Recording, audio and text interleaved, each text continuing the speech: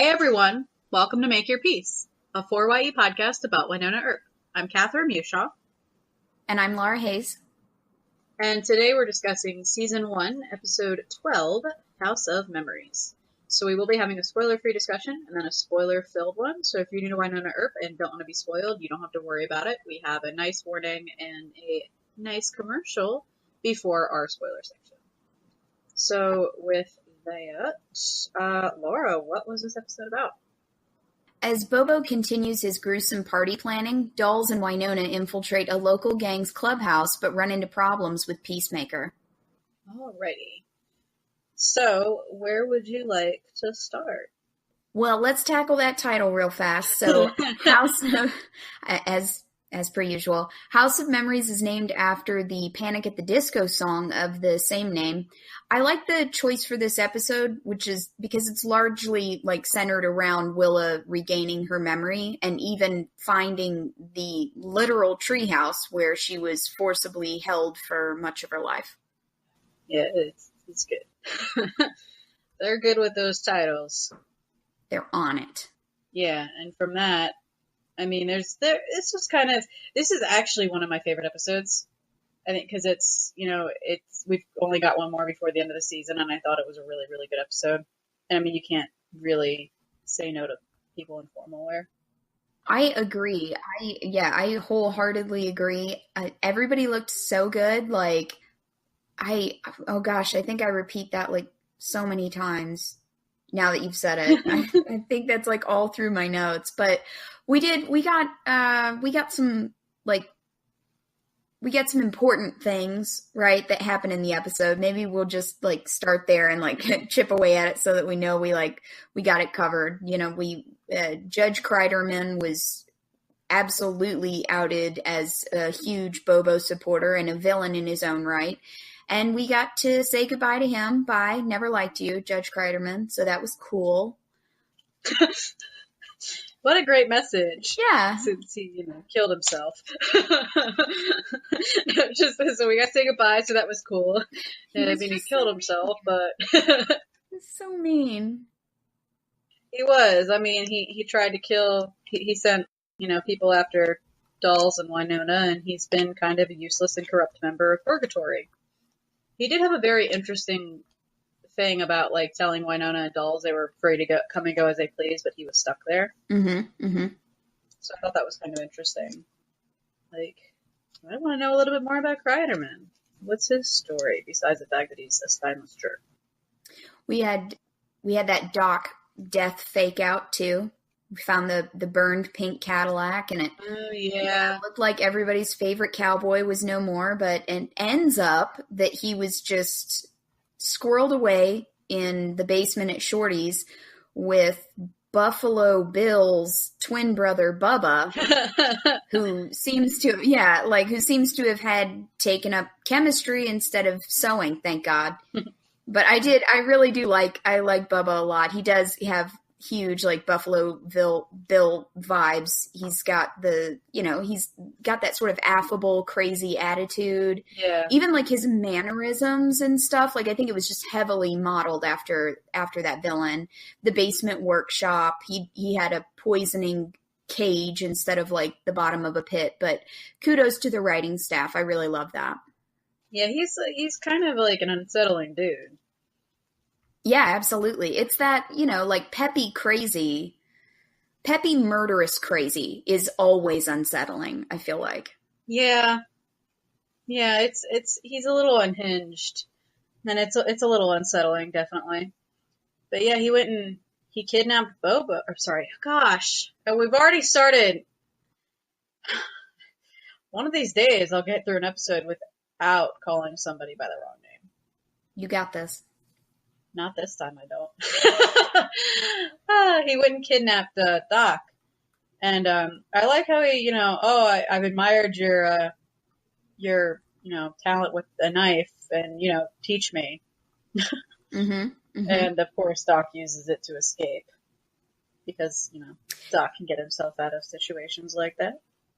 That was one of my favorite moments, too, of the show, was Doc teaching Bubba how to throw knives while they're being thrown at him and he's restrained and imprisoned. If I could have watched just like a whole extra episode of those two interacting while Doc is like low key trying to figure out a way out of that situation, I would have. I really enjoyed it.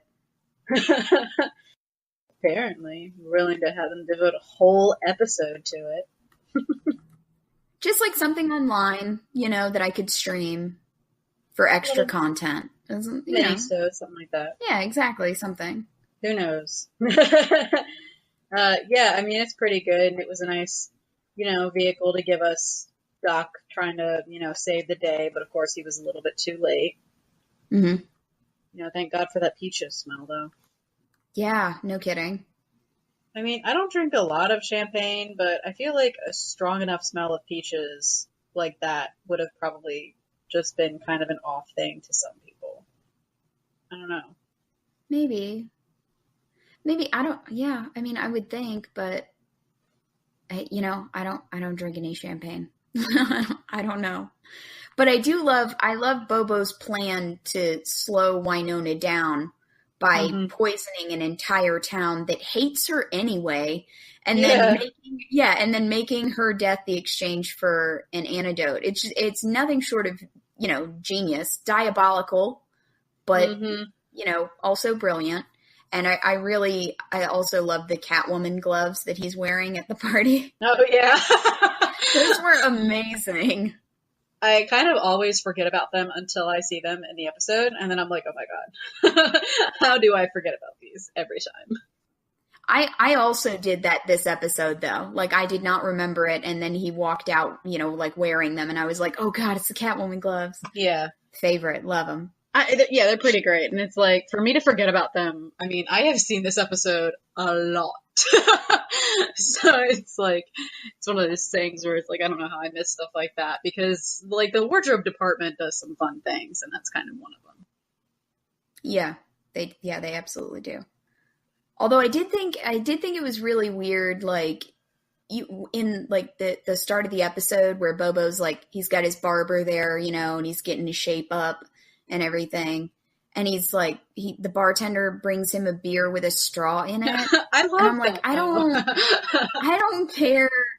I don't care if you're getting a shape up from your undead barber. I don't care if you're Bobo or Britney Spears. Like, drinking beer through a straw is a sin. I'm certain of that.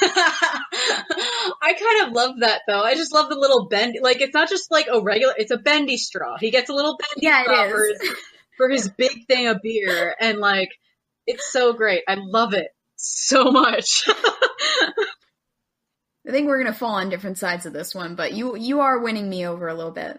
I'm not going to go grab a bendy straw and pop it into the next beer I drink. Probably. I wouldn't, yeah.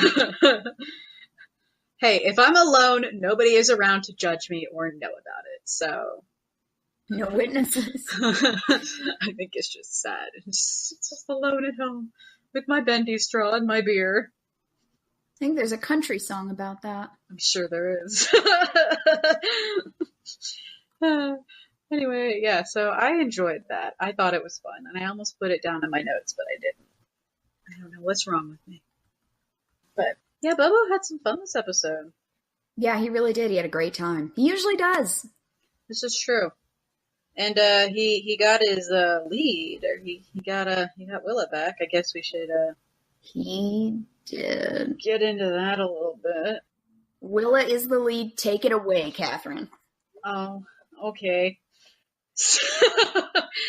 So one of the big things we found out in this episode, it's been hinted at that Ward kind of did some shady things, but we actually saw, because both Willa and Wynonna remembered seeing Ward make a deal with Bobo that involved, going with him across the line to kind of end the curse and save his girls and stuff like that. And we find out that he reneged on that deal that night that the homestead was attacked. Mm-hmm. And that's how, he didn't go or whatever, or something happened with him going, and then they ended up taking Willa, and then, Wynonna shot Ward and stuff like that. So either way, yeah. Yeah, it's not great. And they also found a letter, and that letter was from Wyatt to Robert Spain, correct? that gave the details of the curse? Yeah, I think so. The clearest thing I remember that is Waverly talking about how it was like it belonged to like one of their grandfathers or something, like great grandfather or something like that in his possession. Yeah. It details the curse, and that's where they piece together that the lead is not a what but a who, and the lead is the Earp heir that has to willingly cross the line with Peacemaker on the winter solstice, Mm-hmm. and that would free the revenants. I really love that scene, like leading up to it too, where like Wynonna arrives and she immediately hands Peacemaker over to Willa because it did misfire for her, right? It wouldn't fire at that Revenant force. So I get where Wynonna's head was at the time, and she certainly makes it clear later on.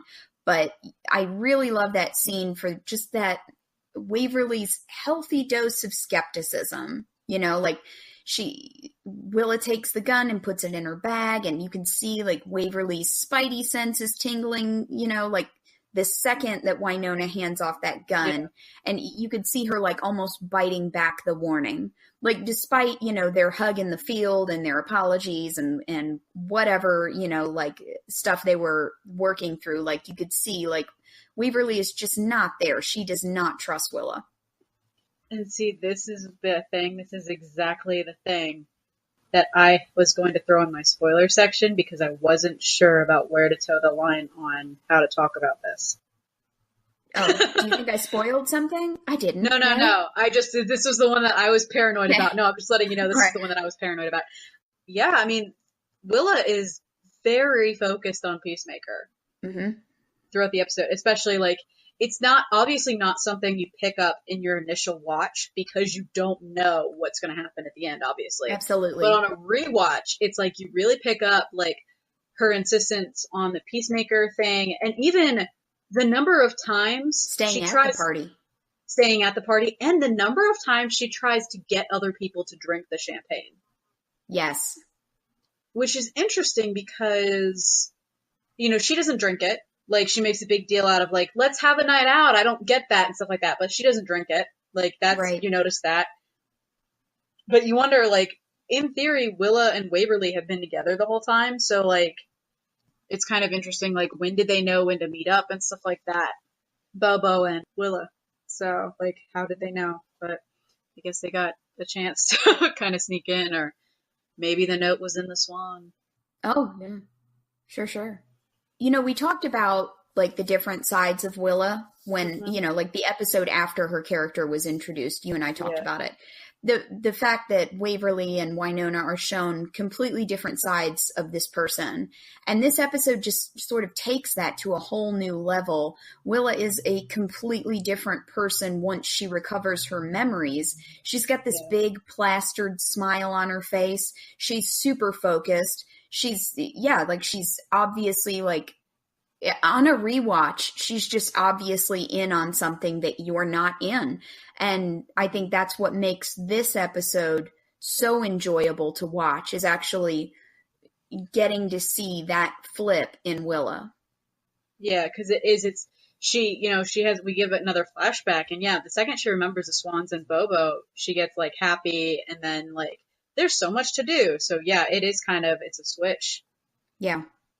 And I also, on the same line of Willa and Bobo, one of the things I really liked is that last shot of them, like the, hey baby is gross, and I like to block that out every time. Like the whole thing with them, between them, is a little creepy. Mm-hmm. But I like how, because they're walking down the road and they're kind of on either sides of like that middle line. And I like that, how they're on either sides of the road like that. I like the blocking and the framing of that shot. You're right. Visually, that it really worked. Mm-hmm. Willa says something that I want to kind of unpack too. When they're interrogating Whiskey Jim at the beginning of the episode, she says, "This time I make the rules, not Black Badge, not Bobo." And I don't even know how conscious she was of what she was saying. You know what I mean? Like, but we see that she's careening pretty close to a rage meltdown, right, in that moment. And it's one of the more, it's one of the more sympathetic things about Willa, I think.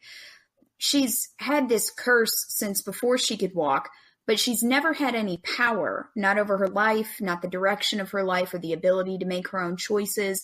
And she's had all of these toxic male influences, Ward, Bobo, cult leader Lou. She's been imprisoned by these men. And so what we see in that scene is this wild anger just sort of lashing out in every direction. And it's like, man, who can blame her? You know? Yeah. I mean, that is part of the big problem with Willa is a lot of this stuff. It's like, and we mentioned this last episode, she didn't quite have a chance. No, yeah. So it gets kind of difficult sometimes because you're like, obviously something shady's happening because she's walking away with Bobo at the end. She kind of looks like she orchestrated something here. But it's also, she didn't have a chance. No, yeah. So she spent most of her life she spent all of her life either a slave to this curse or, imprisoned by these dudes. Yeah, I mean, it's not really a life. So. No, yeah. It hit me so much harder watching it again, Yeah, I mean, when kind of that she maybe takes a little bit after Ward, more after Ward than we thought, with teaming up with Bobo in some way, or just, Stockholm Syndrome, who knows. It is kind of rewatching this past couple episodes, it kind of changed things a little bit. Mm-hmm. But she's mean to Waverly again. She's mean to Nicole. Sometimes it's hard to have sympathy for her during those points. It's true. And I put that down, like, Willa can destroy everything she touches, but one thing she can't tarnish is that I know baby moment in the barn. Like, she could have plowed a truck through she could have plowed a truck through the side of that barn and it wouldn't make the scene any less magical. But seeing as how she did cut it short, I want to dig into that a little bit. It's odd to me that her first instinct is to use this new information against Waverly. Like, to test Waverly's queerness as currency by determining whether or not Wynonna knows. Like, that's a curious impulse. And it's not the first time that we see it. I wonder if you can look at this behavior and say, okay, she was abducted as a child. She didn't mature emotionally past whatever age. But also, like, dirt on other people, like knowledge as currency. Like, I wonder if that was something that she picked up in the cult. If this was like a survival instinct. Maybe. Yeah, I mean, because it's all very transactional. Do you know what I mean? How can I use this? How does this benefit me? Like, who knows about this? Like, is there power in knowing that? Like, there's just a weird. It's a stranger, and it could be straight up like residual stuff because she was kept for however long in a patriarchal cult, and I would imagine that it was not encouraged for members of the cult to have relationships outside of Lou, right? So it could be that. There's a lot to it. Yeah. And it's still bad, and I'm still upset about it. I'm just saying, there's a lot there. Yeah, no, I mean, yeah, it's a lot. There's a lot in that moment, but yeah, I mean, she immediately. I'm sorry, I know. No, I know, no, you're fine, because I honestly don't really think about, like, I don't go into detailed thought about it like that. So usually with this scene, I get distracted by other stuff. Like, I skip over Willa.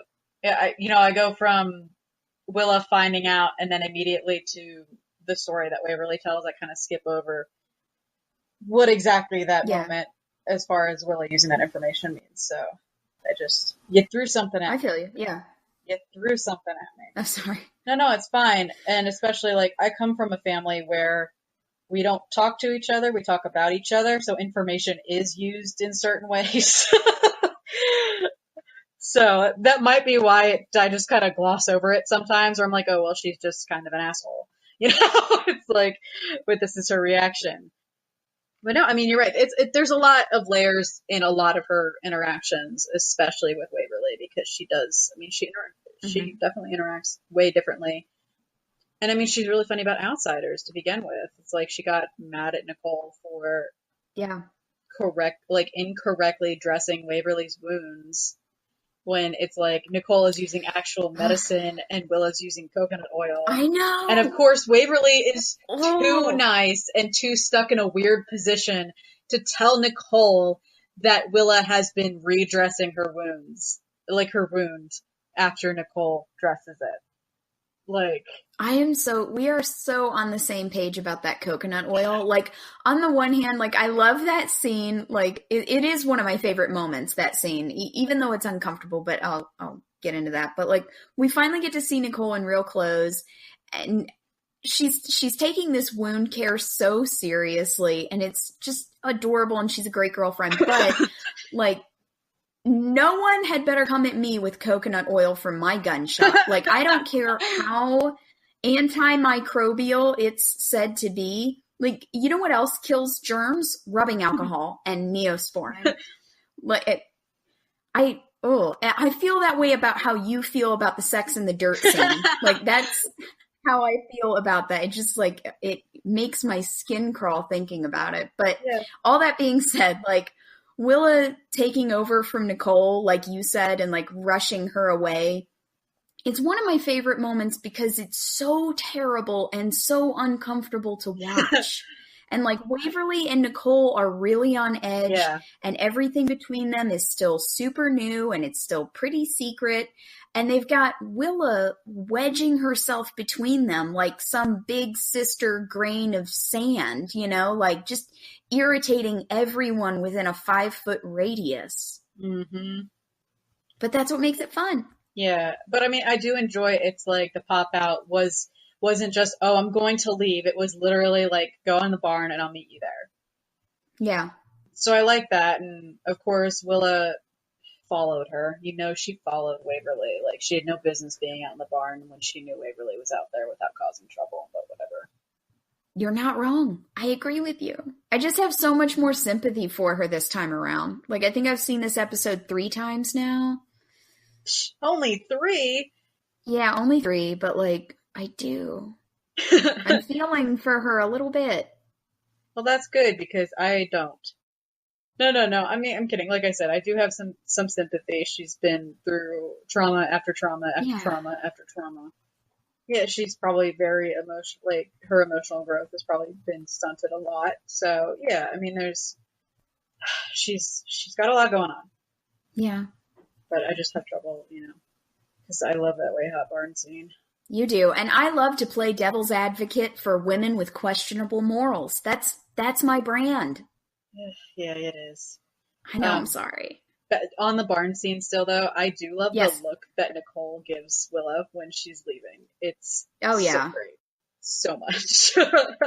I have no doubt that Champ was on the receiving end of that stare later. You know what I mean? Like, I think it took everything Nicole had in her, like, to get out of the barn and to not react, because that was very much something that Waverly needed to deal with. It was family. It's new. Like, don't get in the middle of it. Like, she did the right thing. But I think some of that came out on Champ later. And I'm not complaining. Yeah, I do love how when Champ comes up to Nicole, I love Kat's delivery of "not now, Champ." I love it. Oh, yeah. And I do have to say, because, Nicole has been pretty level-headed. Like, and a lot of it is, we see her in kind of a work setting a lot. Yeah.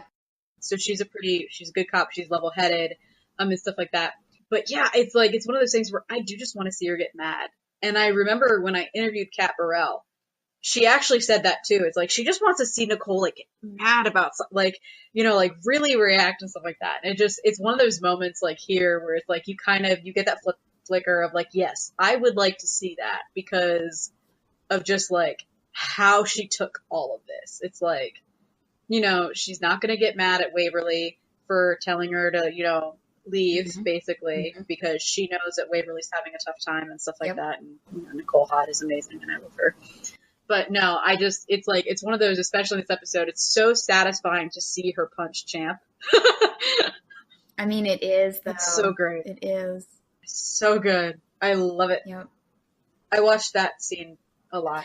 I love that scene for the sucker punch, but I just love Nedley's handling, like, Waverly's super insensitive outing by Champ. Not that there's a sensitive way to out somebody. Yeah, no. Don't out people. Yeah, just the horrible, don't out people. But I love the way that Nedley just, like, steamrolls right over that. You know, he's just a true gentleman in that moment. You know, he's like, well, I guess that's their own private business. And then Champ gets hit, and it's just like, it's this perfect little gem of a moment. And everybody's in formal attire, and they all look so good. And I don't remember what my point was. It's not important. I think you made it. Your point was Nedley is awesome in this moment. You got it. Yeah, there we go. All right, yeah. Nailed it. I also really enjoy the look that Waverly gives Nicole after Nicole punches Champ. Yeah. But yeah, I watched that scene a lot. I think this screener, got watched quite a number of times by me, I think, if I remember correctly. Parts of it, though, you know, the important parts. The important part. Yeah. Look, if you have early access to an episode, I do remember, because when this episode aired, they aired a sneak peek, and it was the barn scene. And I remember being on Twitter and being like, don't watch it, because it was so much better, like, watched with the episode. Yeah. I just remember yelling at everybody, and it's like me and a few other people who had seen the screener were like, don't watch the sneak peek, watch with the episode later. I promise you won't regret it. Mm-hmm. I just remember that I was so annoyed. I'm like, no! Because I love that barn scene. I'm going to stop talking about the barn scene. I mean, it's phenomenal. We can agree. Yeah. I mean, and we keep mentioning the formal wear. The formal wear. Yes, go. Because, I mean, everybody looked good. They did. Waverly's dress is not my favorite. I like it better than I like Willa's, but, like, Nicole's dress, man, I loved that dress so much.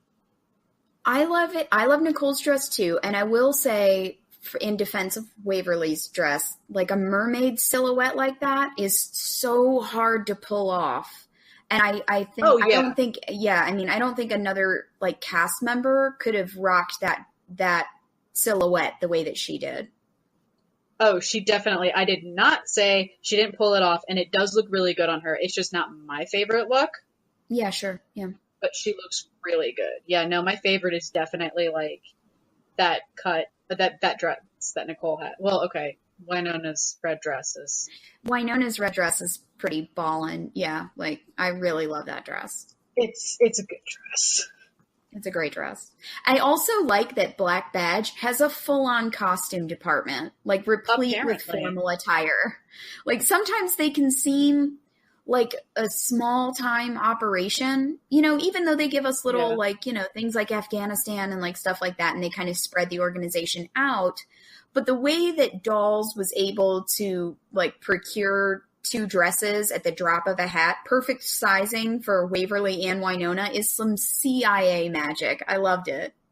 I know. And I mean, like, even that, like, when I say everybody looked good, I'm including the guys in this too. Doc and Dolls look really nice as well. I feel like I have to say it because awesome. I know we always fawn over the ladies, so for good reason, but you're right. And I am a little bit mad.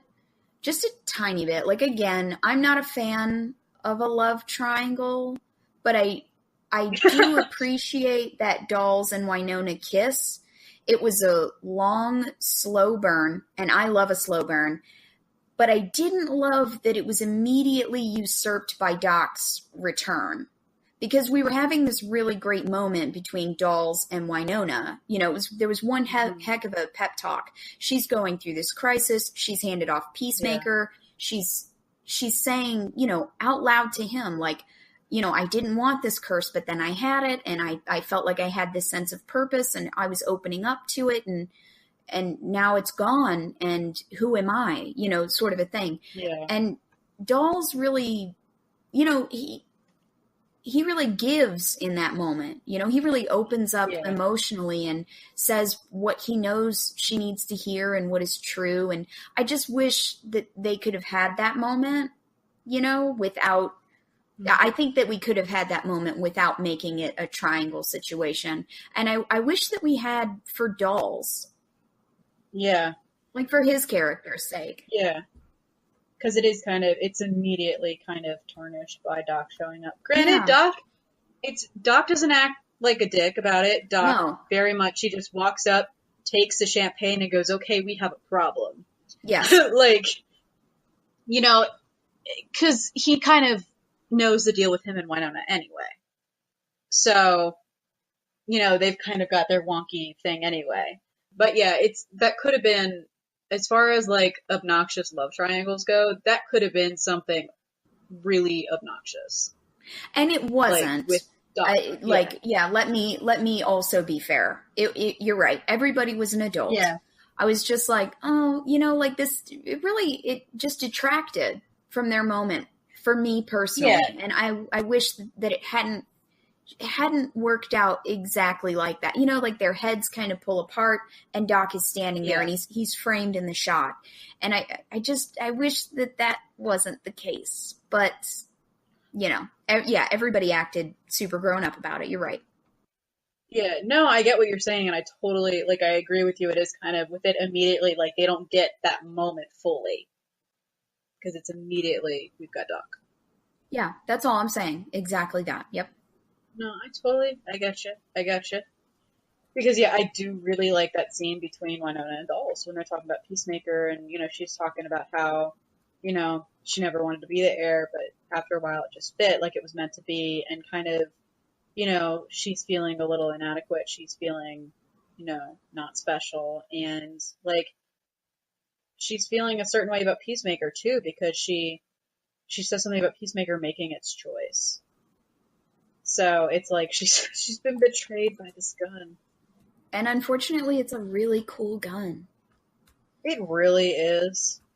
That's gotta hurt a little. It has to. But I guess kind of while we're on that subject a little bit, yeah, we did see Peacemaker just not work. That's right. For her. And it hasn't done that since episode 1. Yeah. It's not great, and it kind of sent Wynonna on a little spiral. Understandably, yeah. Yeah. She's definitely the better Earp heir. Yeah, I think we can say that. She didn't walk away with Bobo, so yeah. Yeah, hands down. She also didn't go viral with a bar fight video. Well, she did. She was, part of it. But she didn't start it. She didn't, kill anything. Yeah, come on. Have some restraint. She's learned. She's learned not to just shoot people in bars. Crazy chick with a gun. Oh, it was so good. That was good. And nobody was filming that one, so it's okay. It wasn't Peacemaker. He wouldn't have gone into hell, so it's fine. Wynonna did it better. I really enjoyed Wynonna climbing through the window and her little, Russian grandmother look. Yeah. That was really cute. And I like how we had kind of, I mentioned it earlier with, Willa trying to get everybody to drink the champagne. And it's once again, on a rewatch, it's you notice, Wynonna has an excuse to not drink the champagne. She hates champagne. Mm-hmm. Waverly gets handed champagne, I believe, several times throughout the episode. Doesn't drink it. Nicole gets handed the champagne. And we don't see her take a sip either. Mm-hmm. And Nicole and Waverly both, they tell each other. So yeah, I like little touches like that where it's on a rewatch you can kind of pay attention and watch and be like, oh yeah, they did that. It's kind of I like it when shows do something like that, like Buffy. I think we've talked about this before, maybe. Buffy does that with something in season 7 where it's they have a character. I don't want to I know we've had no problems spoiling stuff, but I feel like this is one that's so good that I don't want to spoil it for people who haven't seen Buffy. But, it's one of those things where they reveal something about the character, and then it's oh, you go back and you're okay, so he really didn't do any of this. You don't see him touch anything and stuff like that. So, I think we've talked about this before. I thought you were talking about the Slayer in Training. Mm-mm. No. Okay. Yeah. No. That wasn't really there. Yeah. The other big thing. Oh, we had 2 of those. Yeah. Yeah, we did. The first was a fun villain. The first was really good. I'll talk about why do we keep saying controversial things? I think there's a number of people who didn't like the first as a villain, I think, or like who don't like season 7. Well, anyway, that's fine. I don't care. I literally don't care. I know, I don't either. Anyway, I don't like season 4.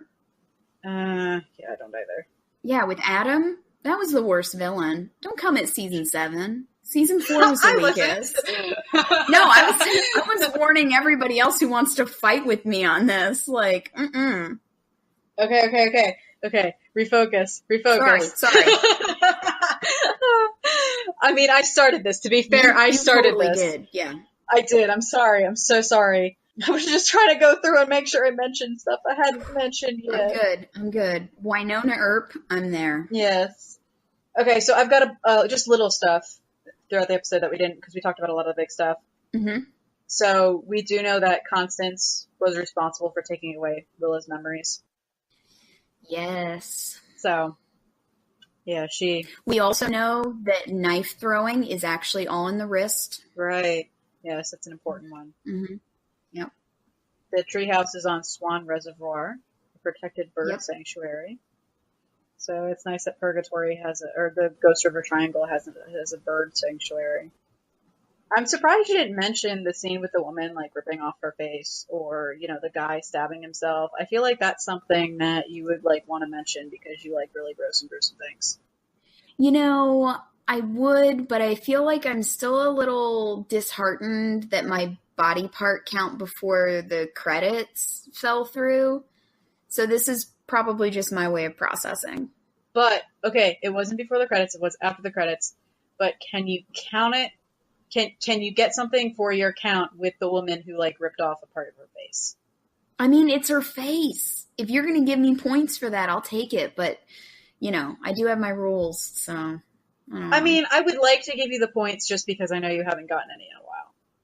Okay, I'll take it. Thanks. That's a fun thing out of context. You're a good podcast partner. Thanks. Okay. But enough about me. Oh, jeez. Okay, yeah. I was surprised that you didn't talk about it, but I understand. Let's see. We say goodbye to Whiskey Jim, or as Willa called him, Bourbon Bob.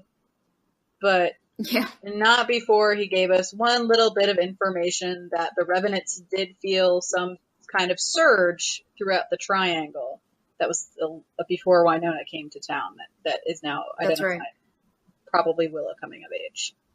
So, that was nice. Oh, I was all like, I'm going to talk about that way hot scene, and then I didn't talk about that way hot scene. I like how Wynonna, like, when they're all leaving at the end, Wynonna tells Waverly, like, get Willa out of here. Mm-hmm. And she takes her with her, and she keeps an eye on her until she finds Nicole.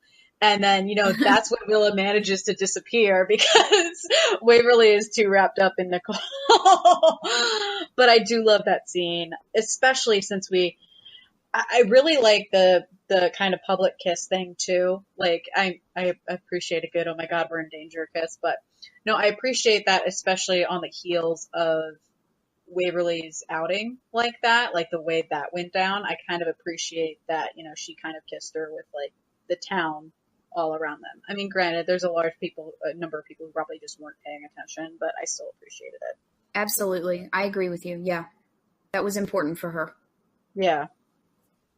Oh, also, I'd be a bad gay if I didn't mention Waverly, seeing Nicole for the first time in the formal wear, and then Nicole seeing Waverly is, like, really great. I love those scenes as well.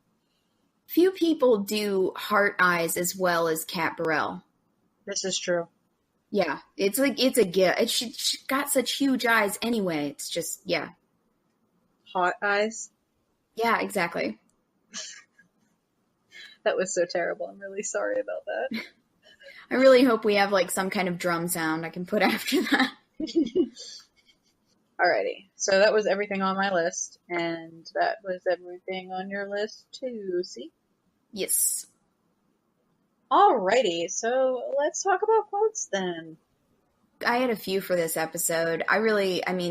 Starting like right at the top of the episode, like when Wynonna walks into Doll's office and she's like, "Can we talk about the big weaponed up elephant in the room?"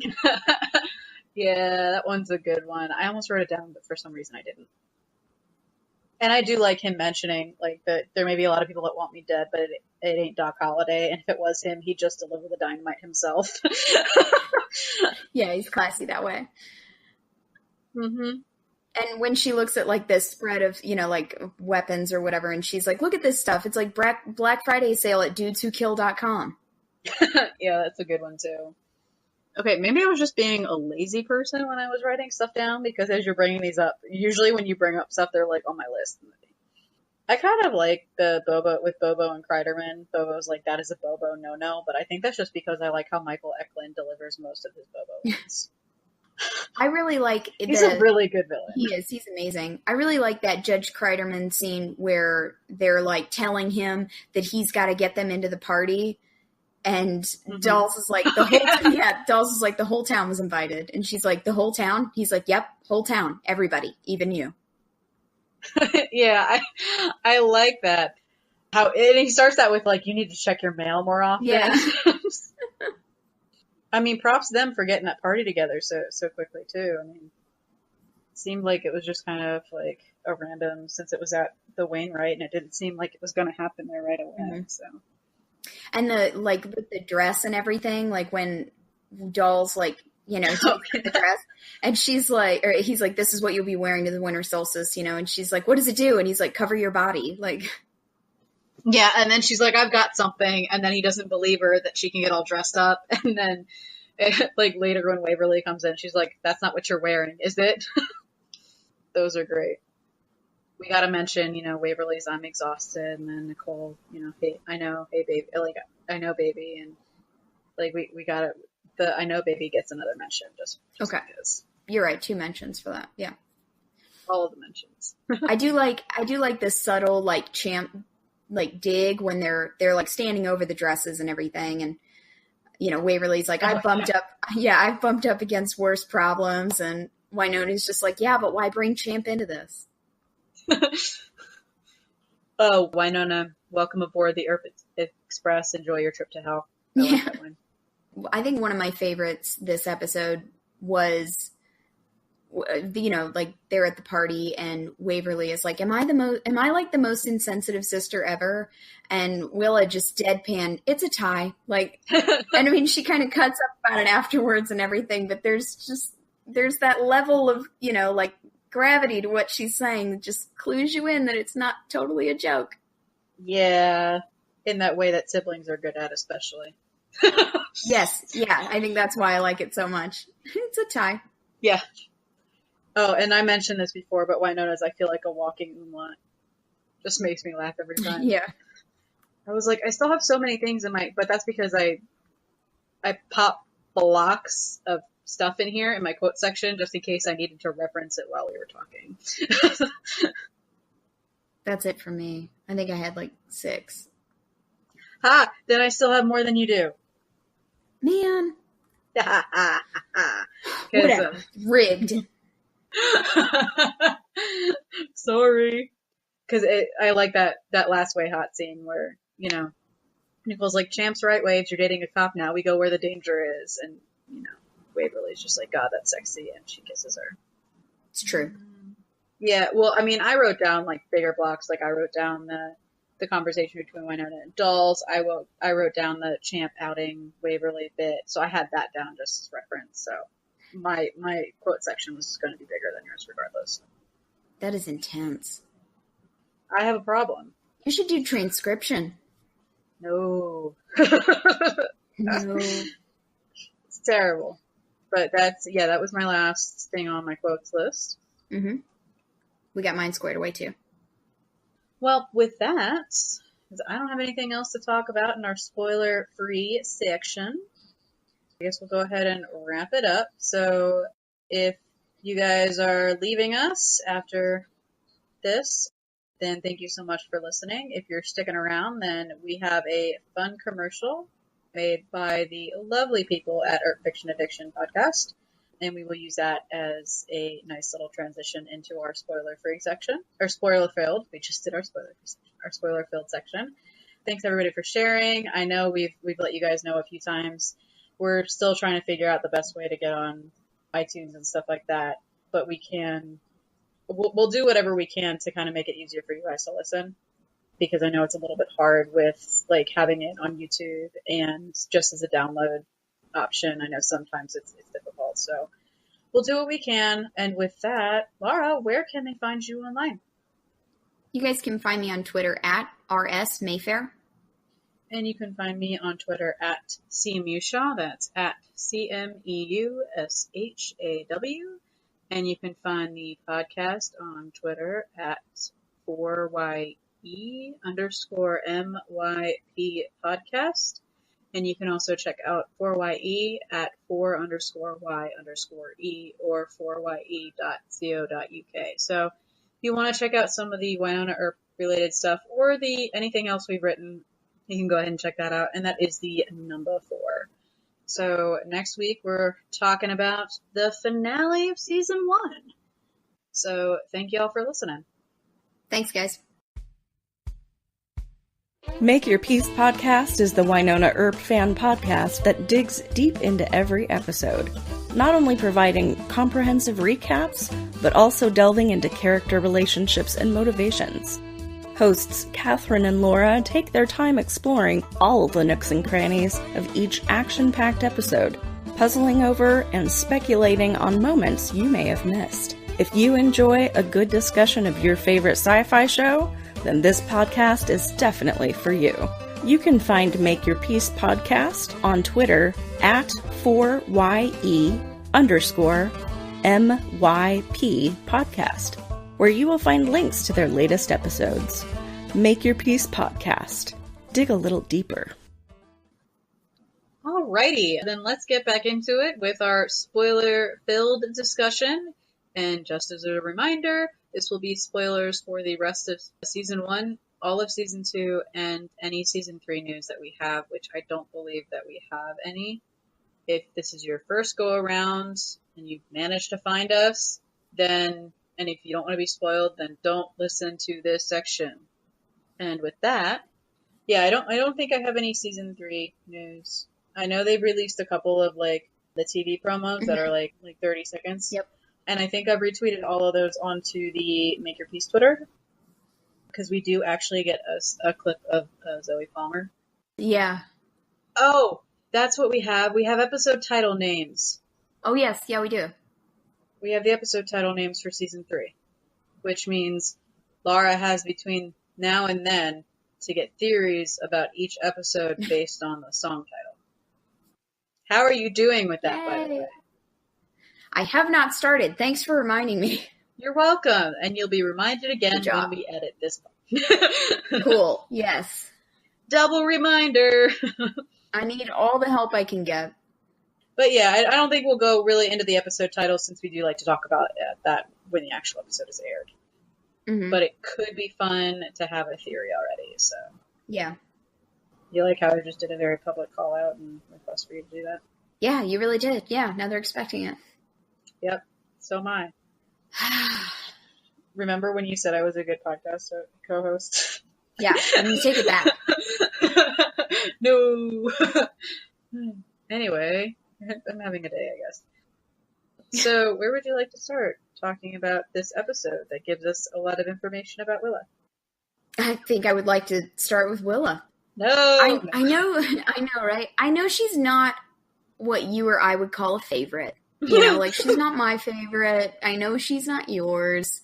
But, you know, I kind of touched on this earlier.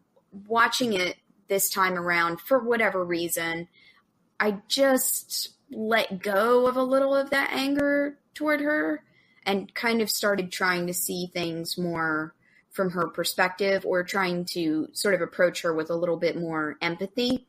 And when she's in the field and Bobo comes up to her and he tells her he's not going to hurt her, she says, you already have.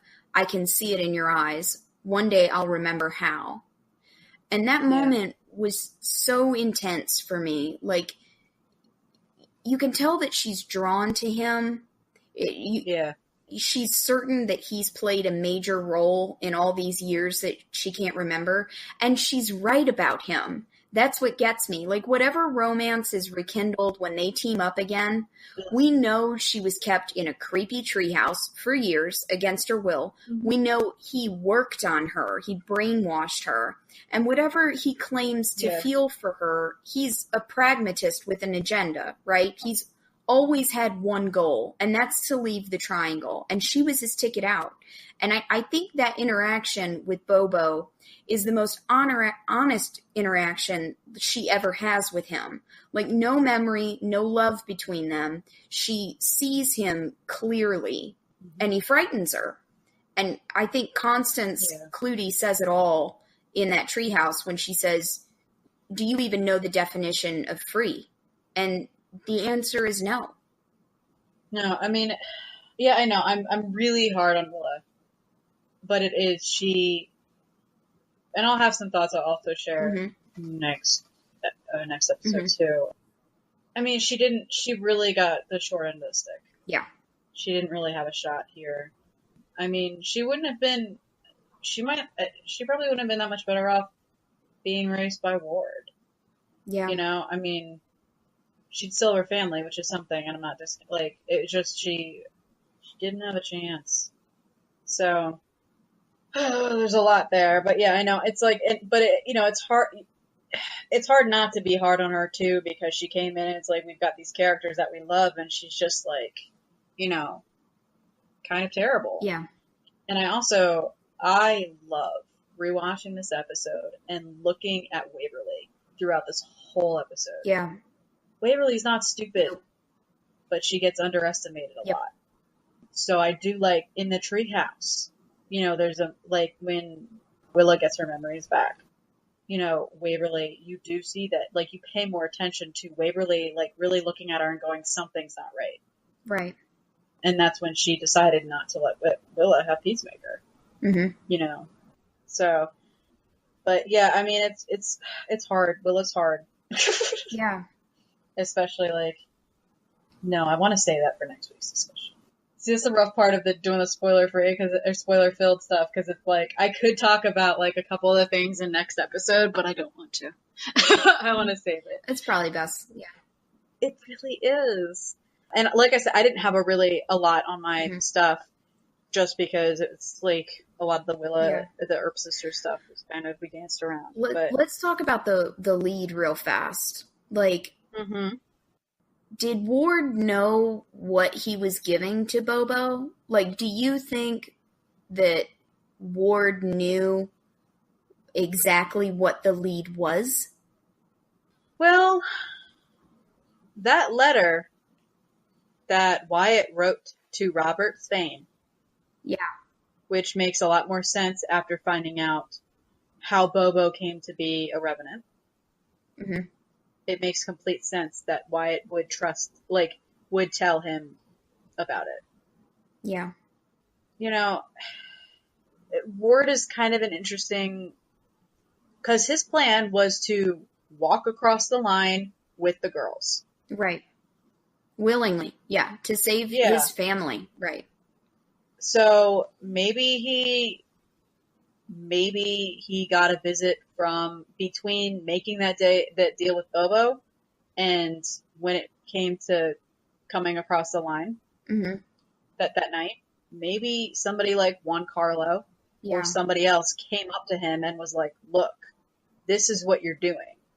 Because Ward doesn't, or I don't think Wyatt in Wyatt's letter it mentions, or I don't think we hear anything about it being like, purgatory being kind of keeping things, like, the line exists to keep things out and in, So, yeah, I mean, I think it's a complicated answer. Yeah. And I keep thinking about it, in that scene in the barn, where you can see Wynonna and Willa's little faces, like watching it all go down. And I keep thinking, like, Willa has that memory, like seeing her father make that deal. And we know that Bobo has that she's aware of her role in all of this. We know that she knows that she's the lead, and now, and I just keep thinking about how easy it must have been for Bobo to exploit that moment on Willa's end. Yeah. Like, he gave you to me to save himself. Like, so much of the work that he probably had to do to break her was probably born from that one moment and a misunderstanding. Yeah. It's all very complicated. It is, yeah. And it's a hot mess. Yeah, because, I mean, it's hard to kind of speculate about Ward's motivations and stuff like that, or what caused him to change to renege on this deal. Because it was originally, I'm doing this for my daughters, and then all of a sudden it's like, oh, wait, nope. So. Yeah, I'm not doing this at all. Right, yeah. Yeah. And yeah, it did end up severely biting him in the butt. Oh, really bad. Really bad. And I like how it gives a little bit more context to even Wynonna shooting him. Yeah. Because Peacemaker doesn't seem to really want to, like, it picks and chooses its moments. Mm-hmm. And it let a 12-year-old girl who wasn't the Earp heir shoot the Earp heir. Yep. When it could have just as easily not done anything. It's true. So. Peacemaker knows the score. Yeah. And knowing what we know about, because, I mean, they were dragging Ward away. He wouldn't have gone over the line willingly. No. Maybe. Unless they threatened the girls. True. There were still 7 revenants. Like, there were 7 pretty beast-looking revenants that attacked that homestead. Yeah. Yeah, out of desperation, who knows what he would have agreed to at that point. Yeah. He was besieged. Yeah. No, go on. You cut out for a second. Oh, no, I was just, like, the homestead was under siege. He was outnumbered, like, yep. Who knows? Yeah. Who knows what he would have done. Yeah, so Peacemaker was doing its job in protecting the triangle. Yep. If that's indeed its job, Dun-dun-dun. I know, right? I love Peacemaker, though. It's such a cool thing. I do. Yeah, that's awesome. Here's your weekly, I love Peacemaker message. So cool. I love it. Team Peacemaker. Yes, that's the real winner in this show. Peacemaker. Yeah. I'm just kidding. I love all the characters. Yeah, me too. I mean, even Willow, I mean, she's that character you kind of love to hate. And it's like you can't help but be sympathetic. I do really enjoy hating her. So that was it was kind of double-edged for me. Because I did, I did really like hating her. And then this time watching it, I just hated her a little less. And I was like, I mean, yeah, the more you rewatch, the farther we get into the series, it's it's hard not to have sympathy. Yeah. Gets sticky. And, it does, I've said it before and say it again, it is the nice thing about having 3-dimensional characters in this series, it's not a black and white situation with a lot of these characters. Yeah. It's a lot of black with Willow, but... There's some gray in there, too. Yeah. She's got the shades of gray. Anyway, I think I've bashed on Willow enough. Jeez. And that's a wrap! I don't have anything else on my list. No, I don't have anything either. So it really is a wrap. Yeah, no, it really is. Wow, I think I talked less in that spoiler-filled section than you did, which is strange, because usually I talk more. Hey! Yes. Well, I couldn't win for quotes, but I got the spoiler section, so that's cool. I'm okay with it. Sometimes I get bored. Yeah, that's nice. Well, with that, unless there's something glaring I've forgotten and we'll remember by the time we end this. Oh. Yeah, no, let's go ahead and wrap this up. We'll be cutting it close, but the plan is still to catch completely up by the time season 3 airs, so wish us luck. So once again, thank you everybody who shares and listens and all that stuff. We really appreciate it. Mm-hmm. We do see, like, when you tag us and stuff on Twitter, and we really appreciate it. It's cool. So sometimes we don't always get the thank you right away, but we do see it and we really appreciate it. So yeah. So with that, we will talk to you next time. Thanks, everybody. Thanks, guys.